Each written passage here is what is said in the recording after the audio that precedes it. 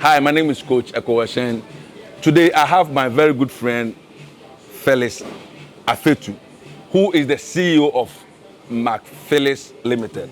Hi, brother. Hello, Mr. How are you Coach. doing? I'm fine, thank you, Coach. It's been a long time. It's been a very long time. Charlie, you are making money. You are making money, Yes, I'm making You're money. making money. I'm making money. Wow. But I'm impressed. Charlie. When I see the things that you are doing an amazing job here. Thank you so much. Can you tell us how this whole thing started? Oh, starting MacPhillips came up from a regular dream. So I just got up one time and I dreamt, like I had that passion to start to sell food to the general public. Wow. And looking at unemployment level at that time, I realized most of my mates after senior high, they were just home, idled, and I wanted to create a means of employment for myself. That is how come I started MacPhillips Foods. Wow. Just to sell food and also create an employment for myself and get myself busy. That is the basic reason why I started MacPhillips Foods. So MacPhillips Foods is about what? Is it only plantain chips that you produce here? Not at all. So what do you do? MacPhillips Foods is a catering establishment. So our major production we do here is plantain chips, because we basically started with plantain chips. But aside the plantain chips, we have other snack products as well, in the form of coated peanuts. We have coated peanuts, cinnamon coated peanuts. We have regular roasted nuts. We have chin chin, that is a chomo. We have the party chips, which is the flour chips. We have variety of snacks as well. As far as kuli, we sell kuli as well. And then we have granite paste. We have a lot of snacks actually. When you come to our shop, you get a lot of snacks. Exactly. Wow. But you started with plantain chips, We right? started with plantain chips. And aside the snacks too, we have the bakery section where we bake any kind of bakery, from bread to meat pie to samosa. We do finger foods and a lot. And aside the bakery aspect, we also do the catering service, Wow. where we serve corporate institutions and other events with lunch, with events, buffet and stuff. So MacPhillips is not just about plantain chips. It's a whole catering establishment altogether. Exactly. And aside that too, we are just launching our event very soon. And also we are, after the event too, our academy too is taking off. Academy. Yeah. Wow. Exactly. Wow. So what really motivated you to start this whole plantain chips business? My motivation is perseverance. Yeah. Yes, I always want to persevere and then to push myself beyond the limits since I was a child. So I think right after senior high school, I wanted to do something different for myself, because I realized most of my mates were all on the path, going to the tertiary, looking for somewhere to belong to. And I also realized, no, I also had to have somewhere to belong to. And that is how come I started the food business. And then food itself is my passion. Like, I love to cook from my infancy. Wow. As young as I was in class 3, I could step back for my mom. My mom was selling on a larger scale. Wow. Yeah, so I think my motivation started from way back from my house, where I was raised, from where I found my mom cooking. I found my grandmother also selling food, and it became part of my life. So right after senior high school, I just wanted to also push that agenda. So why plantain chips? Because I know, like, in the beginning when you started, like, some people will make fun of you. That Exactly. look at him. I mean, Exactly. How much money are you going to make from plantain chips? Exactly. So why plantain chips is a very broad question. Yeah. So me myself, if you ask me, I'll tell you, it came by grace. Wow. Because I could cook, and then the basic food I could cook was rice, fried rice, jollof rice and stuff. And that was what I actually thought I was going to do for myself. But right along the line, before I start plantain chips, I had the edge. I tasted one plantain some time ago, and then I really loved the plantain. And I was questioning myself, how were those people were able to create something very unique like that? And then it was basically in a bag. And then I was thinking, I did visual arts in senior high school, so I learned about branding. We did a little bit of entrepreneurship in senior high school before even tertiary. So I had a little idea about how to be able to scale up a product to be able to meet a higher market demand. So when I came across the plantain chips product, I got closer to the producer. I worked with her for a while, and I realized, no, I can take this food product and make it a niche in the market. Exactly. So that is how I was able to transform just a basic plantain to a very big Wow. time commodity or demand in the market. Wow.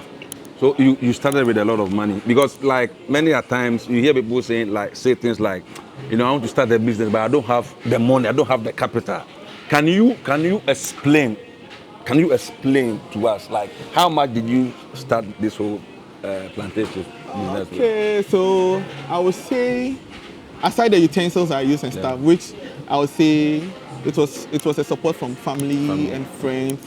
The main capital I used to start the business, if I tell you, you will not believe, it's not even up to 500 cedis. Revenue up to 500. It's not up to 500. Which Even year? with the 500 cedis, I bought a gallon of oil from it. I bought gas from it, and then the main plantain I bought was around 50 Ghana cedis.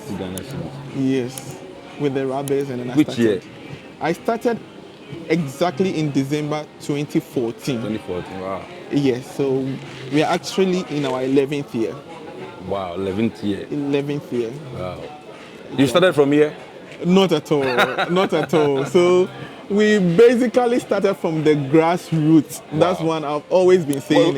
Explain it. When you say grassroots, what do you mean by starting from grassroots? So we just had a table right by the roadside, and then our gas was beside us, our gas stove, and then just a small saucepan with oil, and then we just started frying by the roadside. Like how basically you can imagine someone selling food products on the roadside. Wow. Or food by the roadside. So we just had our table just right in front of us. We'll be cutting, tying, and be selling on the table just like that. Wow. That is how we basically started. Wow. This is so amazing. Many a times, like I said earlier, people come to me and they will tell me they want to start a business, but they don't have the money to start. You understand? They don't have the money to start. But when you are starting a business, do you think you need a lot of money to start a business? You don't need a lot of money to start a business. I wish like you can sit us down and walk us through like, because you're a big time entrepreneur, you understand? So if you can educate my audience, my people watching us around the continent of Africa. Absolutely. So we can get to my office and then let's talk business. Let's go. My brother, welcome to my office. Thank you. So I have here some of my products. Wow. And I want to serve you with some before we even continue our discussion. Wow. Yes. Wow. So this is the MacPhillips rye plantain chips. Okay. So it's basically the rye plantain chips. Wow. The rye plantain that we fried to chips. So this is how it feels like. Wow. Yes, and then we have the unripe too as well. Wow. It's basically the green plantain that we just sliced and fried to chips. So I want you to try that one too. Just a little. Oh. Guys, you are invited. You're invited. And then this is the coated nut. It's a cinnamon coated peanut. It's a special recipe by us, MacPhillips. Wow. It's a magic when you combine it with the plantain. It's just a magic.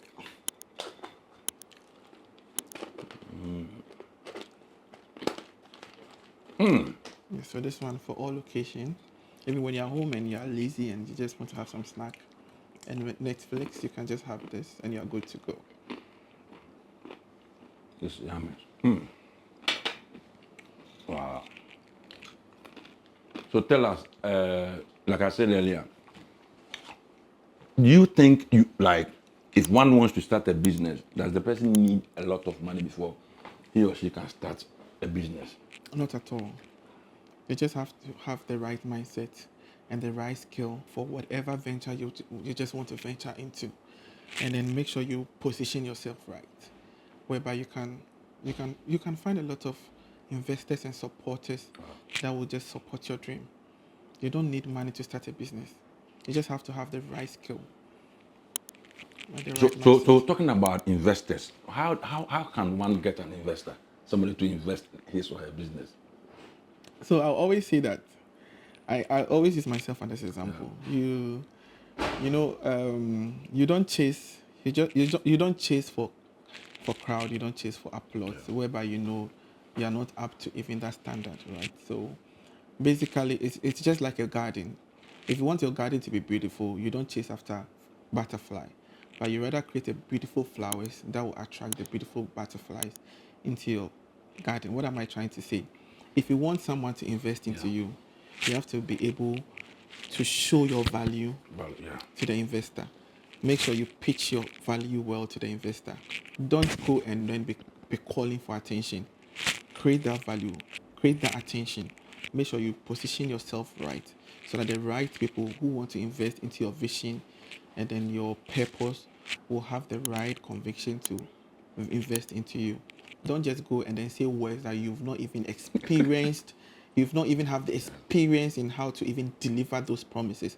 And that is why you'll be termed as a liar or, well, how will I say it? An unfaithful servant. So, do you think it is easy to succeed in Africa, especially Ghana? It is. It's absolutely very, very simple to succeed in Ghana. How? Africa as a whole is an open market. Wow. It's an open market whereby most of we, the young ones, have been given the privilege and the platform to test our ideas without any restrictions. And there are even systems that has been created in the system to support whatever dream you have. Never sit anywhere and say that the system is not helping the young ones. It is you that is not making your research right. Wow. Exactly. So Africa as a whole is ready to help you to develop yourself to the best potential that you want to be. Only if you are ready to go to the challenge. But people talk about, like, we have Africa, we have bad rules, we don't have quality drinking water, like we don't have quality healthcare. So they think Africa is not safe to really like start a business or like to even live in Africa. What's your take on that? Talking about Africa as a whole, let's forget about the infrastructure challenges that we are facing as Africans, and let's consider the potential we have as a continent. Africa has everything. I think the last time I did my research, we hold about over 80% of the world resource reserve. Not to even talk about the youth population we have in Africa. It's about we have over 80% of the youth population in the whole world. This should tell you that Africa has a very big potential of breaking through. Just that you have to be strategic and position yourself at the right corner to just hit your stone. Wow. Exactly. So invest right, have the right mindset, and make sure you are on the right niche of what the market is demanding for. Make sure you are solving a problem and make sure you are impacting a life. That is basically the only way you will see success on whatever venture you've put yourself on. Wow. So tell us some of the challenges that you faced over the years when you started your business. Challenges in life is inevitable, so it's part of life. And then I think most of the times you go through challenges for it to break you and then refix you to become a better version of who you are. So challenges, I would say, was not too much challenge, but it was a learning process for me. And then thanks to God, I've been able to stand the pressure and be able to get to where I am today. But I can share with you a little. Yeah. First and foremost, when I started my business, I didn't do so much formal research about entrepreneurship. I just had a dream, I had a passion to create a job and then to also run a business. So you have to hit the wall and then bounce back and then just sit back and then realign yourself. So that's basically the major challenge I faced through, because I didn't know too much about business. All I had was just a mere dream and a passion to do more. So first and foremost, raw materials. Plantain happens to come in and out of season, and here I am. I didn't even know times and season that we have to be getting plantain or not, and that was the first major challenge that I was faced with. Not to talk about even winning customer loyalty. Not to talk about even being strategic in the market and a whole lot. But it was all part of the learning process. It's opened my eyes to a bigger picture, and I was able to position myself right. The second mistake I did was involving family Family. in my business. Family and friends. It was the I think it was the major challenge or mistake I ever did as an entrepreneur. So you think it's not advisable to employ family and friends? Oh, it is. But with my side, I think the mistake I did was that we didn't have back then. I didn't have a major contract with them. I didn't put them at the position under a contract where they have to run and then deliver their service right. So they felt entitled. Wow. Exactly. So involving family and friends is risky, but if there are some family members who are loyal and you make sure they work according to plan and a contract. But on my side, that was the major challenge I faced. But I was able to break through. So do you still have family members and friends around? Like At the moment, not at all. Why? On my side, that is my lesson I learned. Okay. Exactly. But so far, I work with my wife. We are family. Yeah. I work with my wife. My wife is the co-owner of my company.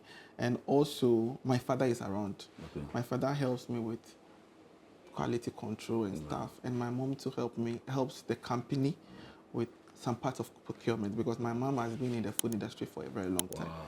So she supports in a way to make sure things run smoothly.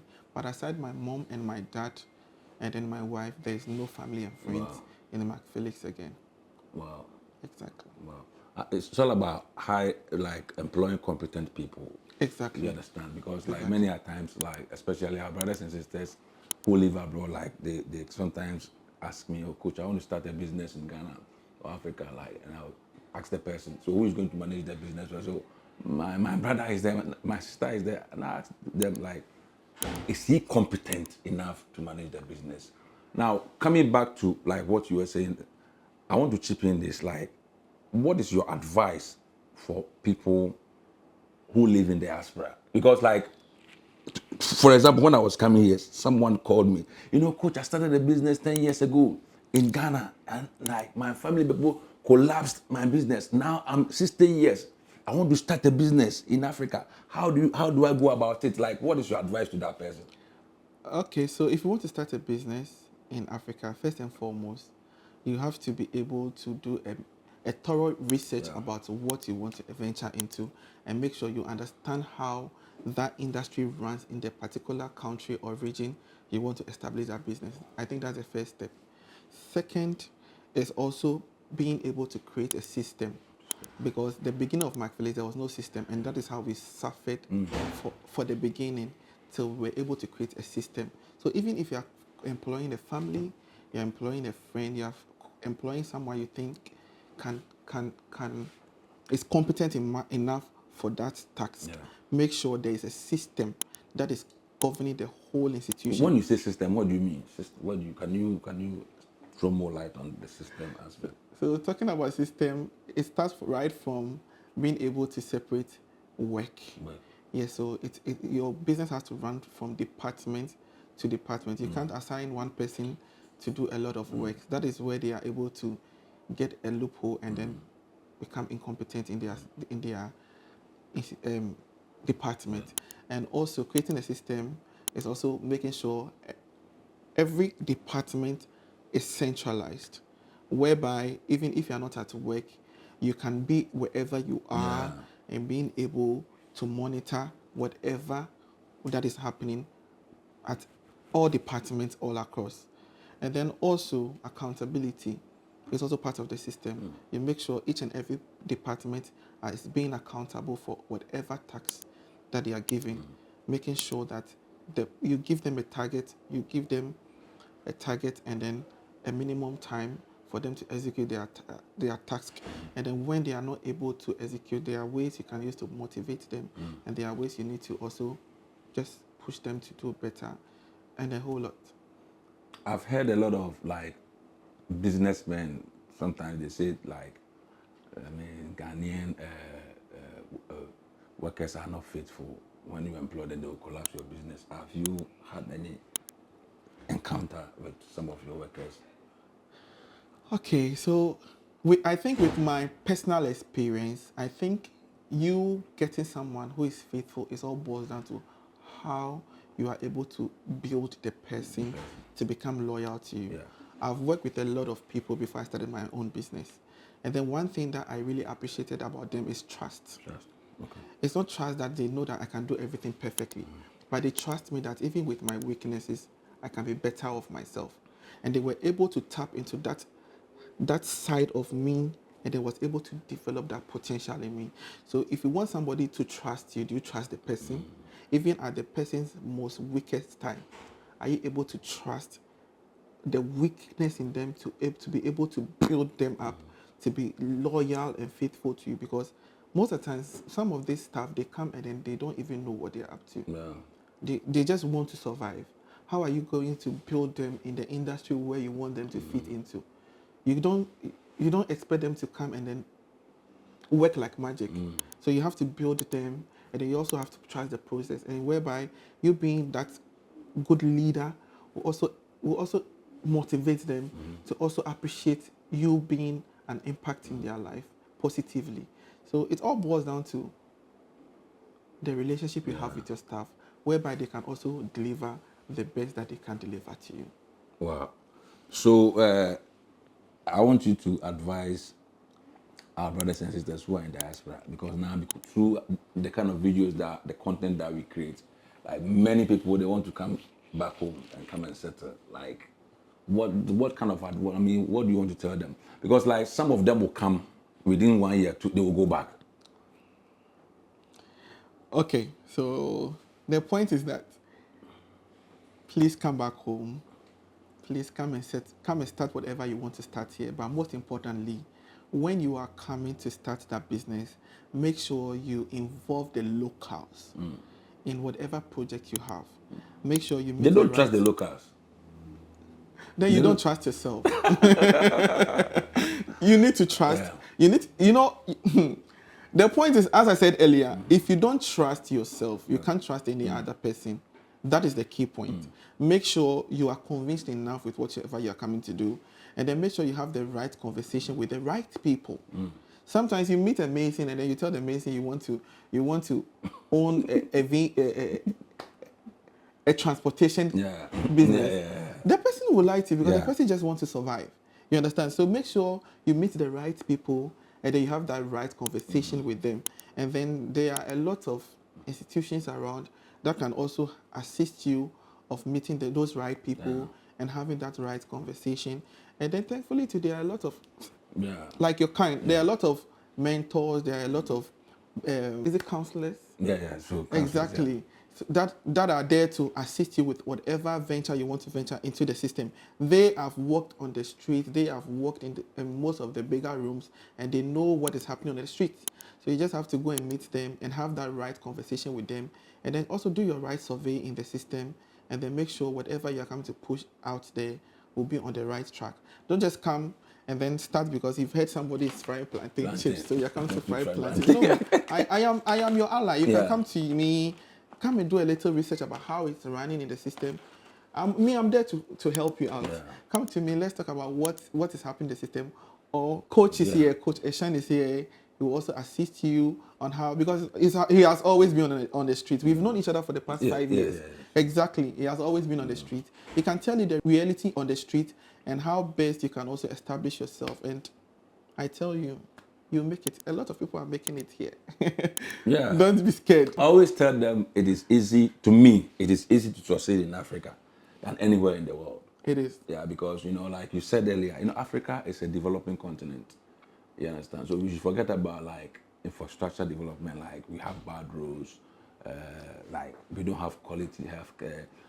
The Chinese and the Lebanese, we drive on the same roads with this Chinese and the Lebanese. They are succeeding here, so I think they are making it. Yeah, they are making it. I mean, if we set our minds right and do research, the whole thing is about research. I remember about 11 years ago, I invested in a speculative venture. See, I was talking to someone, said, there is money in this business. When you go to Nigeria, so I went to Nigeria for a program. When I was coming back, I went to trade fair and I bought some items. I got to my like I got this cargo car coming to Ghana. I said, oh, we'll be in Ghana next week. I gave the goods to them. It took 3 months from Nigeria to Ghana, 3 months for me to receive the goods here in Ghana. So I invested money in expect because somebody, who had little experience, like knowledge about the whole thing. Because I heard, oh, there is money in this business. That's how sometimes Ghanaians we behave. Exactly. I didn't do any research. It took 3 months for me to receive the goods here. But in life, sometimes you win, sometimes you don't lose, you learn. You learn. So like after that incident, like I was able to correct all my mistakes and I was able to, do business from Nigeria to Ghana. So it's all about the learning process. And I want to tell our brothers and sisters, if you want to do something, take your time to do more research, learn about it. And if you learn about it, you're going to succeed. So tell us about what, do you have some hobbies? I know you're a very busy man. How do you combine family and work? I think it's grace. Yeah. Because yes, it's grace, and I try my very possible best to be able to balance my life, because in life you need to balance life, or else you'll be winning on one side and then be losing on the other side, and it still makes you incomplete. So I try my possible best to have time for work. So I have a structure. The last time when you texted me, I told you I'll be available at this particular time. So I've been able to structure my life. So life is all about you having a plan and a structure. When it's time for work, you make sure you deliver accordingly. And then from work, if it's family, you make sure you are there for the family perfectly. And then I've started also developing some hobbies I've neglected for some time, like soccer. So I've joined some team that we work out, we exercise, and then we play soccer. Please don't come for me. I'm not a good footballer, but I'm trying to grow that passion in me. I have another group of team. We talk about business, we talk about entrepreneurship, and then we also talk about how to thrive as a young entrepreneurs. And then we have some brilliant minded people in that team that most of the time when I go, they even end up inspiring me more, because they are great minded people. So yes, I try to balance my life. Let's talk about your event. You said you have an upcoming event. Yes, we have the Bordier Festival coming up Wow. this coming November. The date is on the 28th and then 29th of November. And it's a very big fair. So the whole idea was to create a platform for everyone in the plantain industry. I don't want to mention plantain chips. The plantain industry. So it's a platform whereby on the value chain, from the farmer to the middlewoman to the market to me, the manufacturer, to even the product supplier, right down to the consumer.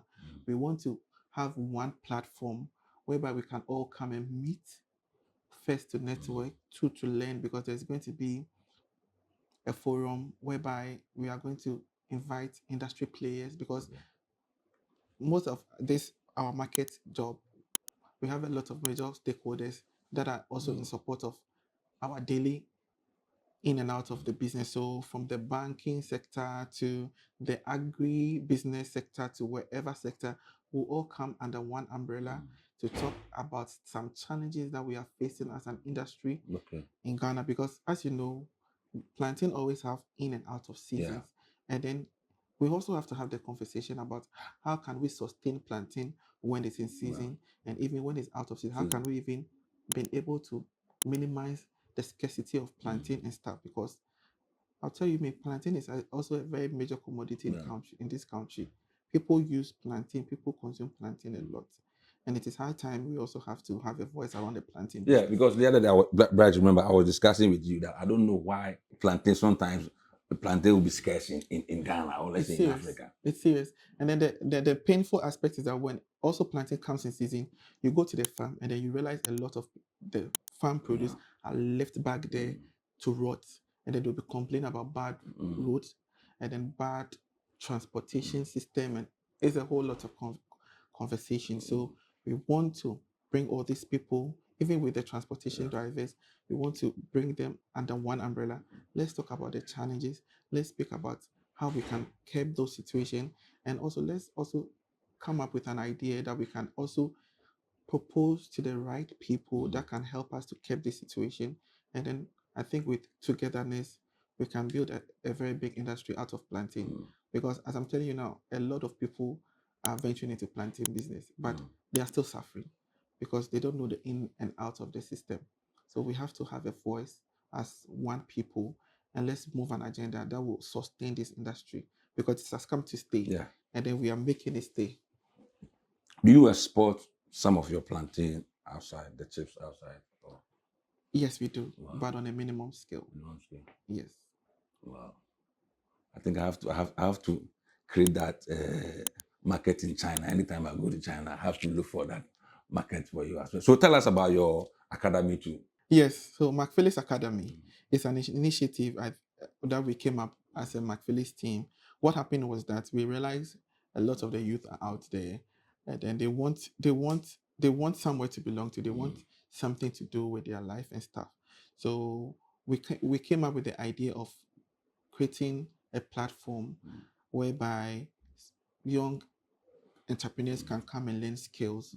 They can come and learn personal development. They can come and learn how to scale up in business and a whole lot.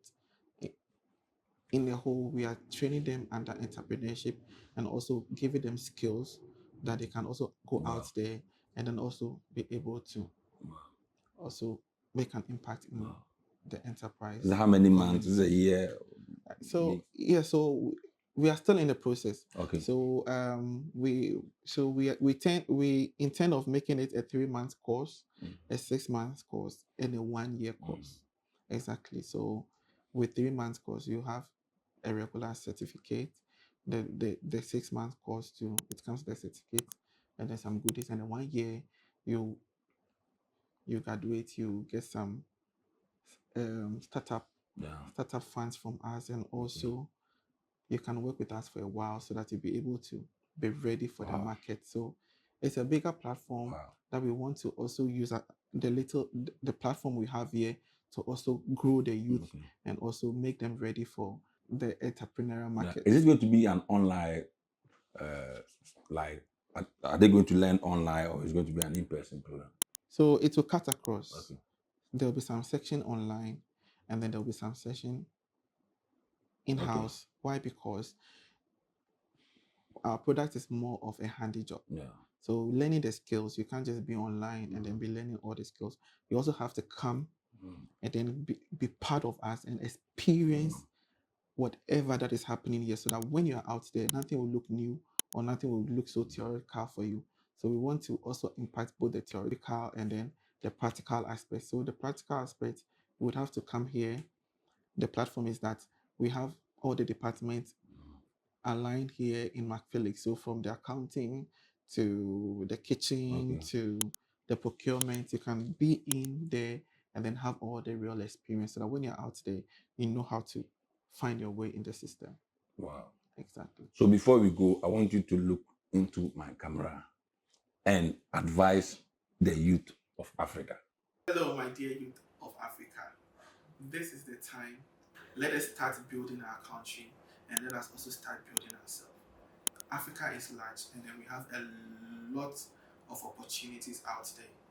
Please get up, set your mind right, find something to do with your time, and find something profitable to do with your energy.